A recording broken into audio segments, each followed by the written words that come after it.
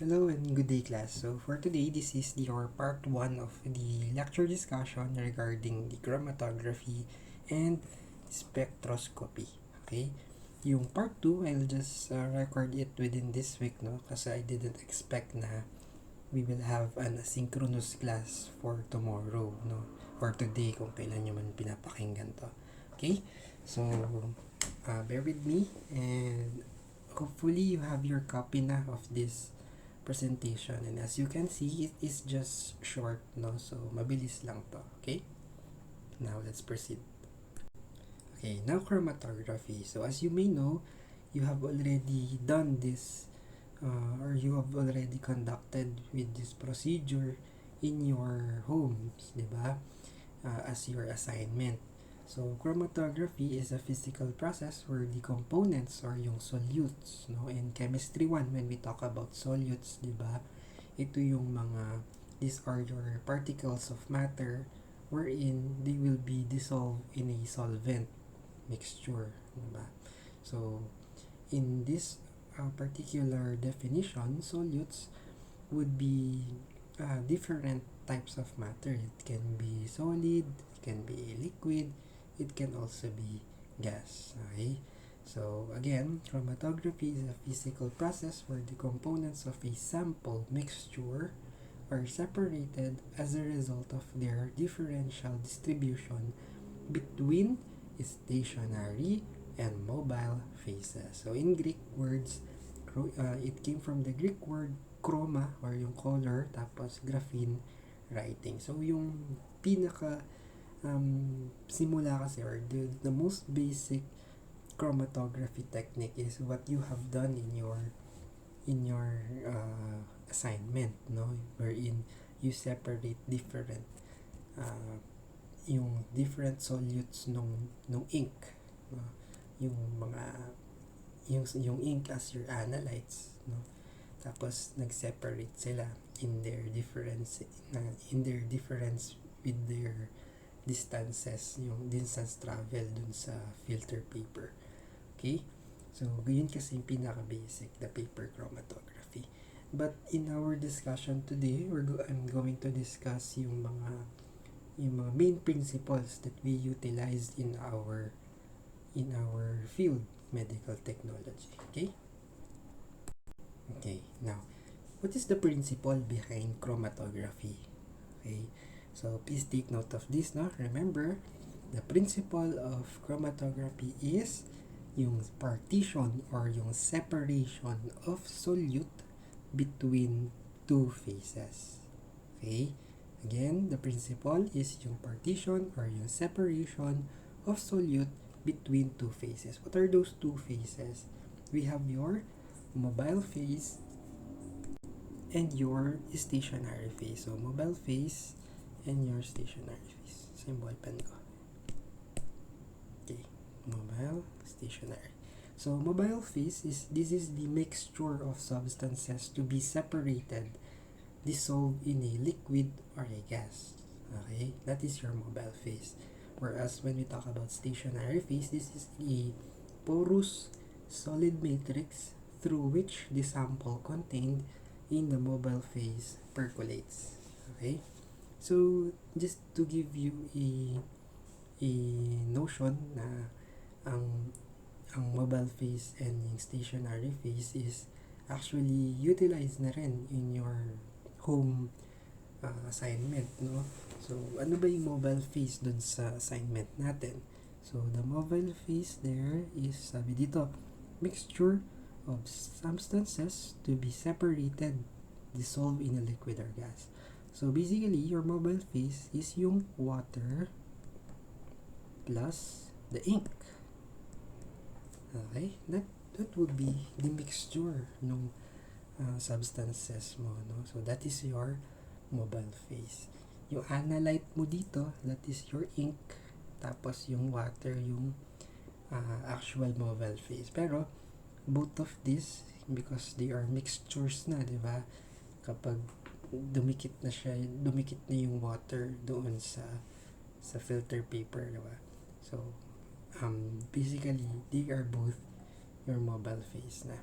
Stationary phase, on the other hand, porous solid matrix. So this would serve yung filter paper will serve as your stationary phase.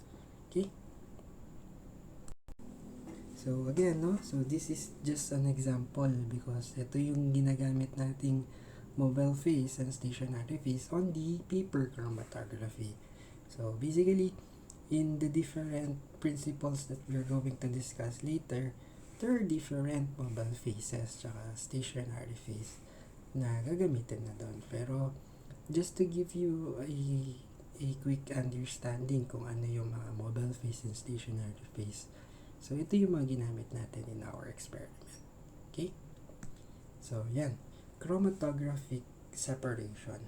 So pag sinabing separation, always remember na separation in chromatography is based on the partitioning between the mobile and the stationary phase, no? So yung similar dun sa basic principle of chromatography, di ba? So the mobile phase flows through column and carries the analyte. Okay? Yung column, that is the whole setup na yun, no? So including na yung filter paper, tapos nag-pass through na yung water, tsaka yung ink, no? So that is the whole column. Okay? So it carries the analyte. So we have 3 major types of your mobile phase. It can be gas, so this is usually seen in your gas chromatography. Liquid, so liquid chromatography, tsaka yung pinaka-common in medtech, which is your TLC, thin layer chromatography. And then lastly, we have also the supercritical fluid, yung mga supercritical fluid chromatography. On the other hand, when we have stationary phase, it stays in a place and it does not move. Okay? So, meron tayong GCLC or yung gas chromatography and liquid chromatography placed inside of the column. Kapag naman TLC, ang stationary phase mo is a layer of sorbent on a plate. Okay? Ayan. So, these are the terms that you're going to encounter when you're going to be discussing the chromatography sa clinical chemistry in the future, no? So, ito yung mga madalas na makikita nyong terms. Okay? So, first one, syempre, the chromatograph. Chromatograph, that is the actual instrument or yung equipment or yung apparatus used or utilized for the measurement ng distances, no? Or distances, pa yung volume, no? Tapos, for the chromatography, syempre. Okay. Pag naman, yan, stationary phase ulit, phase that stays in place inside the column can be solid or gel-based or highly viscous liquid. Mobile phase, alam na natin yan. Solvent moving through the column, either a liquid or gas. So basically, in 3 slides, no, you get to see lagi yung stationary phase and mobile phase. Lagi siyang rini-reiterate, diba? So, ganun siya ka-importante. So, dito naman, focus tayo dito sa tatlong to. Okay? Pag sinabing, so ito yung column, diba? Yan, column. Eluent, that means the fluid entering the column. Okay, so that is eluent. Eluate, that's the fluid exiting the column. Okay, ulitin natin. Eluent and then eluate. Okay, eluent entering a column, eluate exiting the column. And the whole process of passing the mobile phase through the column, yan, the whole process niyan, entering, nasa loob, the mobile phase, and then exit. That whole process is what we call elution. Okay, yan. So please familiarize with those terms, no? Next naman, chromatogram, it is the graph showing detector response as a function of time. So basically, parang ano lang yan, kunwari you have your calculator, no, nag 1 plus 1 ka, you get to see this in your screen na ang answer for 1 plus 1 is 2. So that screen that displayed your answer, no, similar sa chromatograph machine or instrument, that would be your chromatogram. Okay? Pero in chromatogram, it would show you results in a graph form. So basically, kunwari, ito siya. Yan, meron kang x and y axis, and then you get to see yung mga separation of your analytes. So kunwari, ito yung protein A, protein B, protein C, protein D, E. No? So, yan yung distance traveled nila, ganun, and etc. Okay? So, that would be your chromatogram. Next, we have the flow rate and linear velocity. So, again, familiarize dun sa difference between flow rate and linear velocity. Pag sinabing flow rate, when we talk about flow rate, it is how much mobile phase passed per minute. So, flow rate, so we talk about the volume, no? Yung volume, kung gaano karaming volume that the mobile phase passed for every minute. Okay? So that is your flow rate. Kaya nga, the unit that we use here is, wait lang, ba't na ganun? Yan. So the unit that we use here is milliliters per minute. Okay? Kasi nga volume, we talk about the volume. Whereas linear velocity, no, it is the distance passed by a mobile phase per minute in the column. So ito naman yung distance, no. Kasi again, we separate the analytes, no, yung sample mo. So maaring a certain analyte would travel far away from the starting point, o kaya it could also be that the analyte just traveled on a short distance, so it does not move at all, diba? So to measure the distance, we use the linear velocity. Okay, so kaya yung units niya is centimeter per minute. Yan, so ito na. We have the 5 types of chromatography, or in other books, these are the 5 types of chromatographic principles, no. So on the basis of their interaction of the analyte with stationary phase. Okay, so first one, and the most common one, is your adsorption. So from the word itself, di ba, we have already discussed what is adsorption. Adsorption, yung nag-adhere lang, dumidikit lang on the surface. Okay? So, similar to your experiment at home, yung chromatography at home, ganon, yung mga pregnancy tests, no? Yung mga COVID-19 antigen kits, di ba? So, yung mga thin layer chromatography, usually they utilize adsorption principles. So, adsorption of solute on a surface of stationary phase for polar or non-ionic compounds. Okay. Next, we have the ion exchange.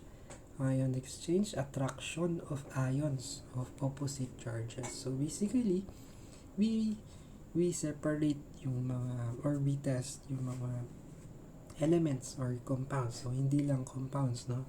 We could also measure elements here na ions in nature, no, such as yung mga sodium, potassium, calcium, and etc. Okay, so or compounds that are anions and cations. So pwede rin dito yung mga acids and bases that have electrical charges, no, yung mga ammonia, ammonium pala, no, ammonium ions, no, yun, and etc. Okay. And third one is your partition. It is based on the relative solubility of analyte in mobile and stationary phases. Okay? So, dito naman yung solubility. Okay? So, if we compare it to your experiment, as you can see, no, dun sa instructions ko, I've told you na to look for a water-soluble ink. No? Because your stationary phase, your water, no, yung mobile phase mo, yung isa sa mobile phase mo, no, is water. Okay, so you need a water soluble as well para you could observe the proper traveling of your ink doon sa filter paper. Okay, ang partition, it doesn't care kung ano yung solubility. So you could also put there a non-soluble, no? For example lang, this is just hypothetical because I cannot give you the specifics for the partition examples, no, kasi they're more complex than what you think of, no. So for example, again, no, hypothetical example, you have your water again, no, so you can use oil, no, tapos meron ding water, so there are different solubilities. So pag nag-travel dun sila sa stationary phase mo, you get to see that there are separations between the solubility of those analytes, no? So that is your partition. Next is your molecular exclusion or yung size exclusion, no? This usually is processed through a gel filtration or yung gel permeation. Okay, so nasa pangalan niya mismo, no, filtration or permeation. Ibig sabihin, it's like you have a filter, no, or a sieve. Okay, wherein it separates your molecules by size. So nagpa-pass through yung mga smaller molecules. Ibig sabihin, they could travel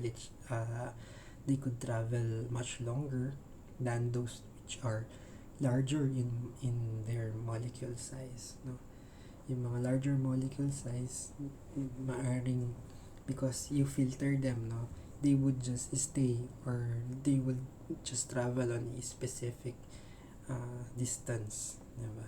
So that is your molecular exclusion or size exclusion. And lastly, we have the affinity. Affinity, these are specific interactions like a particular antibody to a protein, no? Yan. Okay, next. Yan. First, we have your adsorption chromatography. So as you can see, these are your solutes, no? They are adsorbed or nag-adhere sila, dumidikit sila doon sa surface, diba? So this is also known as your, yan, you take note of this, no? Normal phase and reverse phase. Yan, normal phase and reverse phase HPLC. Yan. Okay?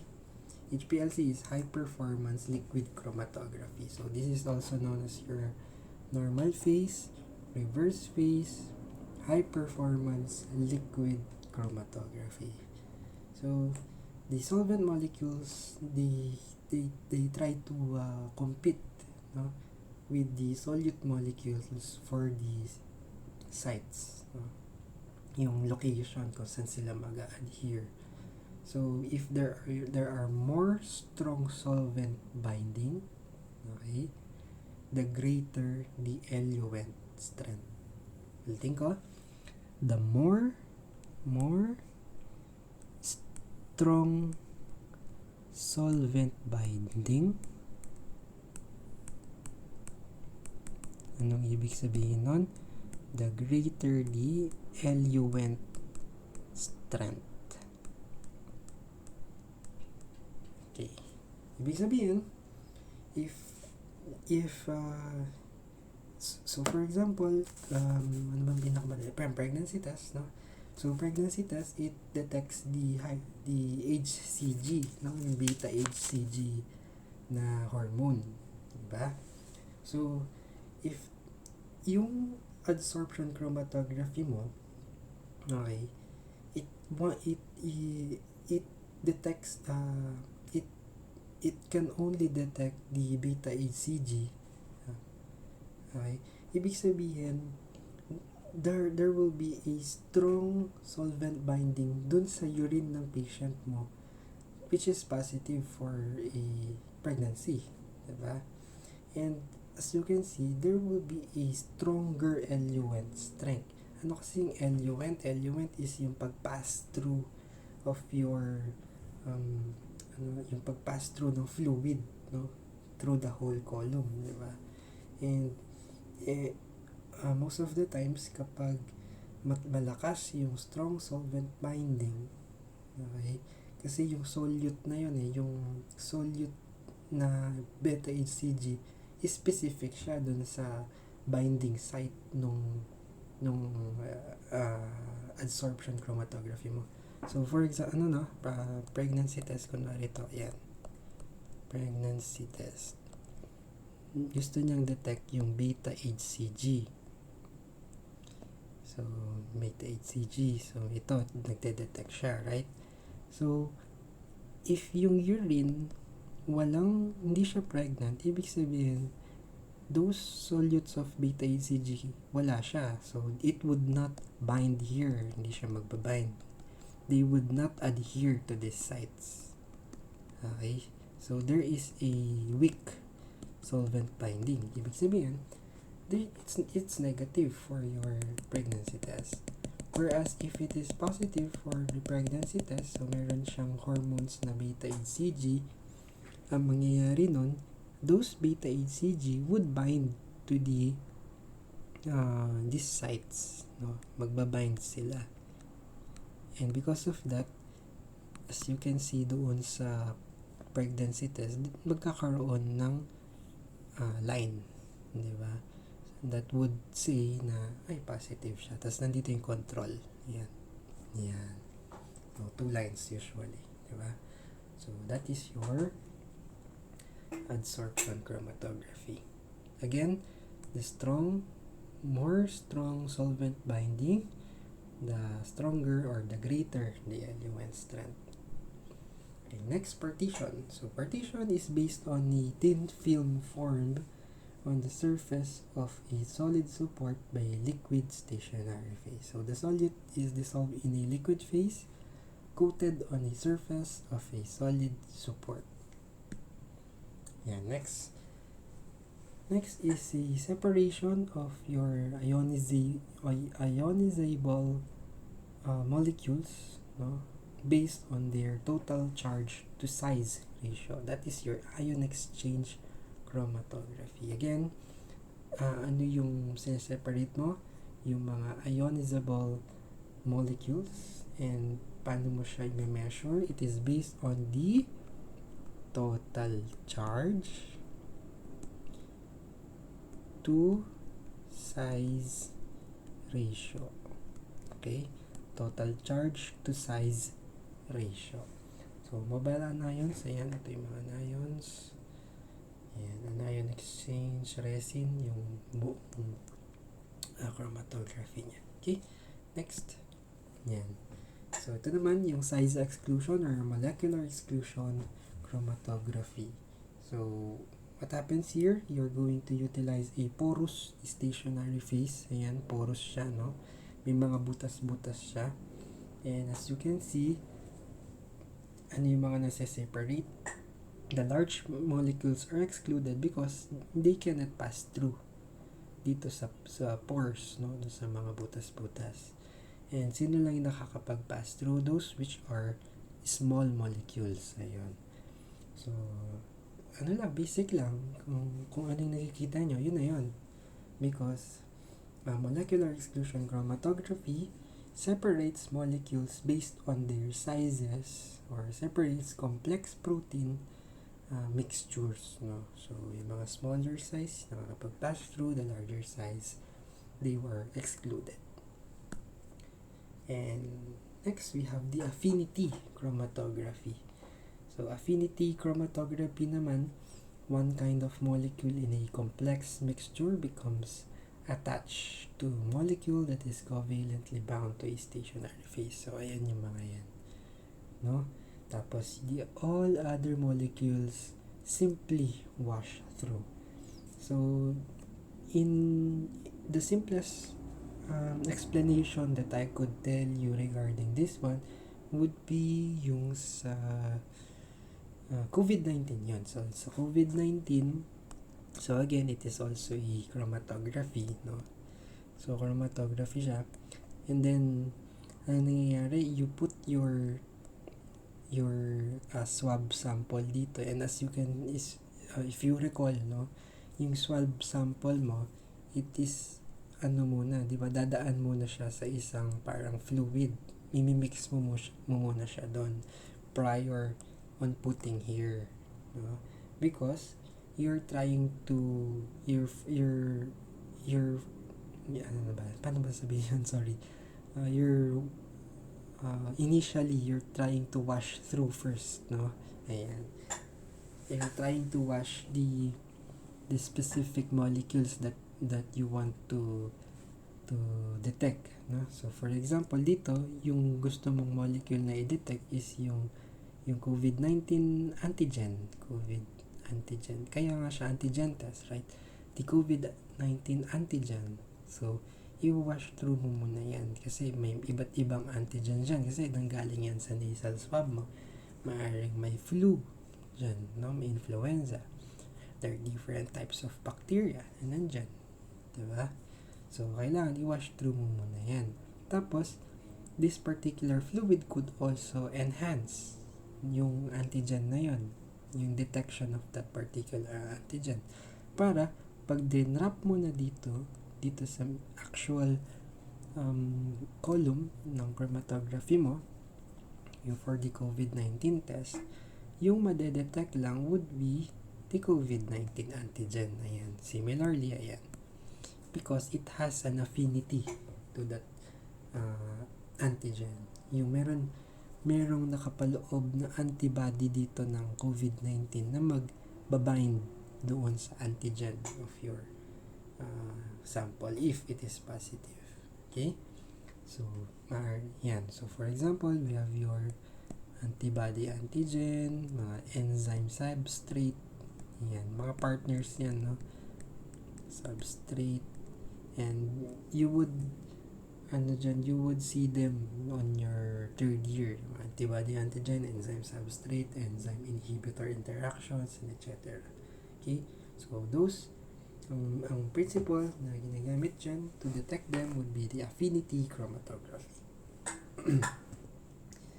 And next is you have your high performance liquid chromatography. So if you recall, I have already mentioned this one, di ba? HPLC.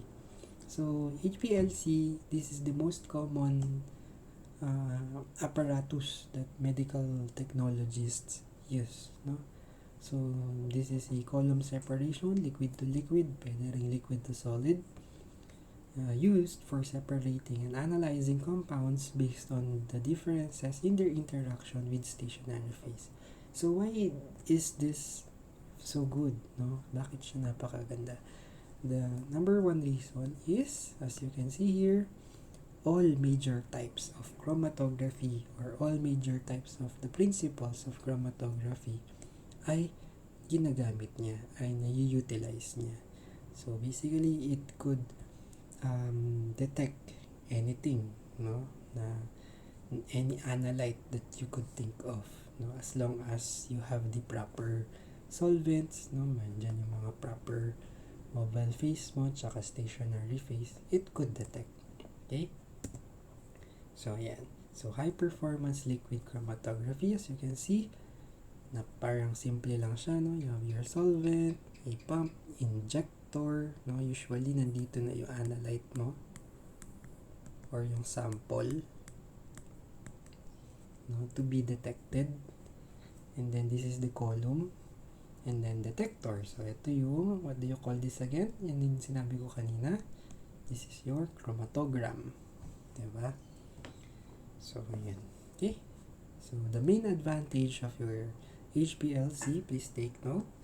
The main advantage is it has higher resolution and sensitivity. Ulitin ko, The main advantage of your HPLC is it has higher resolution and sensitivity. Okay? Ayan. So, other use ng chromatography. Chromatography na to, no, in general, in medical technology. Siyempre, number one dyan would be your amino acid determinations. Or yung mga proteins. Diba? So, usually, especially in hematology, you get to see yung hemoglobin. No? Marami yung subunits, and if we want to separate different hemoglobins, no? We are going to utilize chromatography. Similarly, sa clinical chemistry, yung mga enzymes, ganyan, no? Yung mga proteins din. Okay, so yan. Especially mga amino acids, yan. We use chromatography to separate them,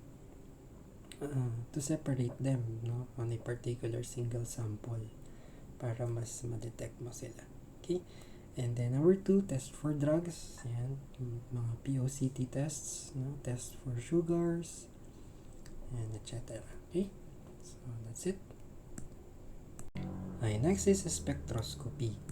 So spectroscopy, this is the study of the interaction between the electromagnetic radiation and matter. So the matter can be your atoms, your molecules, or your ions. So yan. Spectrometer, syempre, this is the apparatus or equipment, no, that is something which can be used to measure the presence of a particular compound or a particle in a molecule.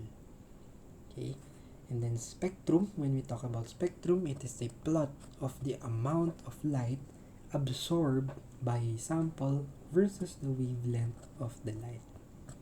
Next is absorbance. This is the amount of light absorbed. And yan.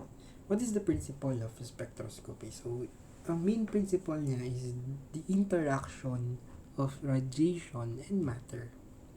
Okay?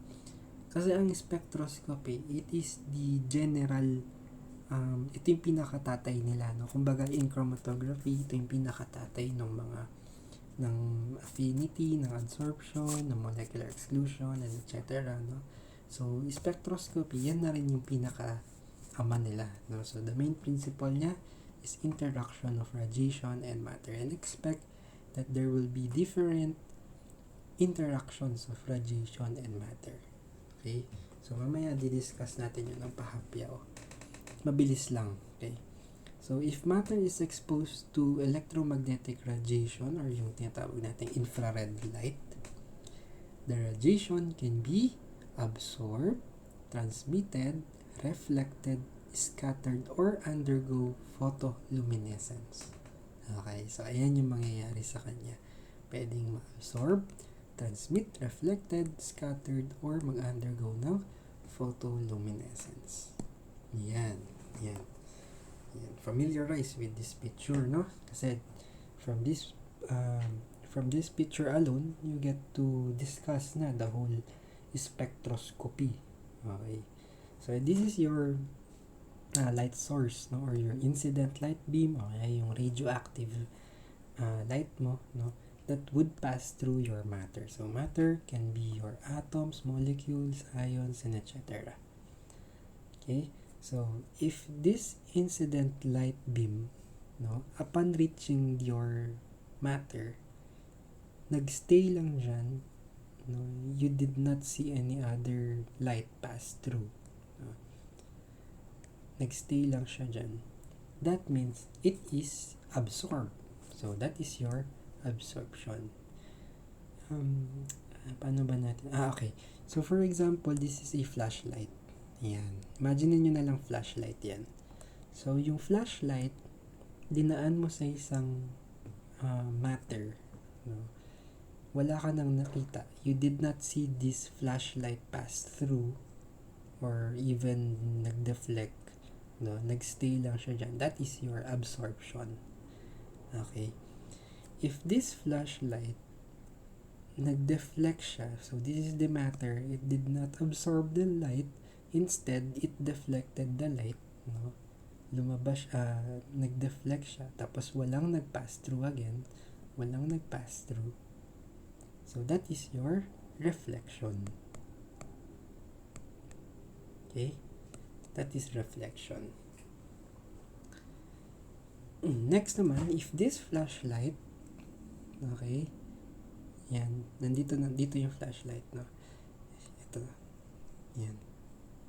If this flashlight, incident light beam, this is the matter, and then it just passed through, diretso lang, that is what we call transmission. Okay? Ulitin natin, ha? Light beam, the matter absorbed it did not pass through, it did not deflect, that is absorption. The light, again, it did not absorb, it did not pass through, pero it was deflected, that is your reflection. Okay? Next, photoluminescence naman and scattering. If this flashlight or incident light beam, it passed through, pero what happened was, kumalat siya ng marami. Yan, kumalat siya. Kasi itong transmission, dire-diretso lang siya. Pero, pag kumalat siya, or it scattered, the light just scattered away, that is scattering. Kapag naman, if this incident light beam passed through, pero the light nag-differ siya, no? Nag-iba siya, no? Or it can minsan the light intensified, no? Mas tumindi yung light, or sometimes it became a bit blurry, that is photoluminescence. Okay? Again, light, this is the matter, nagstay lang, absorption. Light, nag-deflect, that is reflection. Light, dire-diretso lang, transmission. Light, pumasok, tapos nag-scatter, kumalat siya, that is scattering. Light, pumasok, lumabas, pero yung paglabas niya, nag-iba yung intensity niya, no? It's either mas tumaas siya or mas humina, that is photoluminescence. Okay? Yan. So, these are the different electromagnetic spectrum. Now, just familiarize with the three that we usually use in our medtech field. No? Anong mga spectra yon? The UV, visible, and infrared. Yan. Familiarize lang, no? UV, visible, and infrared. Okay? Next. Yan. Spectrochemical method. So, in spectrochemical method, we measure the absorbed radiation. Okay? And how do we measure this? Meron tayong mga two terms that we need to know. No? First one is the wavelength. So, wavelength is the distance of a single cycle. So, ito yung cycle mo. Yan. So, a single cycle, nangyari na. So, this is the wavelength. Okay, again, ito yung cycle. This is your wavelength. So, this is a long wavelength. Tapos, this is a short wavelength. Frequency naman, that is the number of cycles passing a fixed point per unit in time. So, 1, 2, 3, 4. 1, 2, 3, 4, 5, 6. So, diba? Yun, no? So, bilangin mo lang yan, then that is your frequency. So, as you can see, there's a relationship na nakikita, no? So, the shorter the wavelength, the higher the enthalpy. Okay? Yung energy niya. Bakit kaya mataas yung energy? Because the energy is directly proportional to the frequency. So, a shorter wavelength, mas mataas yung energy because it has high frequency. Okay? Shorter, high energy, high frequency.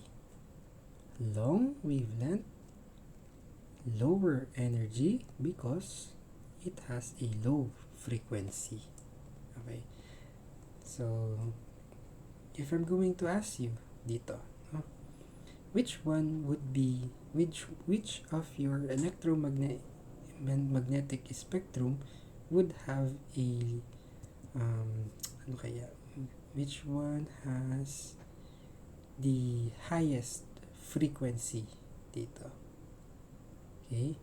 So, the answer is your gamma ray. Ibig sabihin, if it has a high frequency, it has a high energy. Ibig sabihin, ito na yung pinakamalakas na energy. Kaya makikita nyo dyan, no? It is nuclear. No? And if it is high frequency, it has a higher energy. No? And it has a shorter wavelength. Okay? So, that's the main reason why yung UV radiation from the sun, it burns you. Ayan, UV. Tapos, as you can see, yung microwave, hindi naman. And that's also the main reason why yung gamma ray could cause cancers. Tapos, yung TV mo na gumagamit ng infrared, tapos yung microwave oven mo gumagamit ng microwave, it could not cause any cancer at all. Or maliit lang yung chance to cause cancers. Okay? Okay, next. So, we see only a very small portion of your electromagnetic spectrum, and nandun na sa mismong pangalan niya, that is your visible spectra, no? Visible light. So, in spectrochemical methods, we measure the absorption of your UV to far infrared radiation. Okay, so ayan. So, the use in medical technology, almost all sections in the clinical lab utilizes the principles of spectroscopy. Actually, there is also parang tawag dito, yung combination ng principles. Tapos, kunwari, you have your chromatography, imimix nila yan with the principles of spectroscopy para talaga mas malakas yung pag measure ng a particular analyte. Okay? Kaya, they would utilize yung principles ng titration, tapos i-incorporate yun in the principles of your spectroscopy, tapos yun yung ginagamit ng machine, no? Na principle or method niya of detection. So, yun. So, ganun siya. So, kaya nga, almost all sections in the clinical lab utilizes principles of spectroscopy. So, for example, yan in clinical chemistry, you could see it in our medtech lab, no? We have the spectrophotometer. Tapos in microbiology, ayan, we have the MALDI-TOF, no? Tapos ano to? Hematology, ayan, yung mga gumagamit ng flow cytometry. Okay. So, this is the end of your first part ng discussion, which is your chromatography and spectroscopy. So, the second part, expect na lang within this week. I will post it. And thank you. God bless. Stay safe, students, no? Especially meron tayong heat wave ngayon, no? Always drink water. Avoid yung mga maiinit na lugar. Okay? So, this is the end. This is the principles. The principles of spectroscopy is continued in the last topic. So, pagpapatuloy pa natin yan, yung discussion na yan. Kaya part 1 pa lang to. Okay? So, thank you. God bless. Again, if you have any questions, just email me.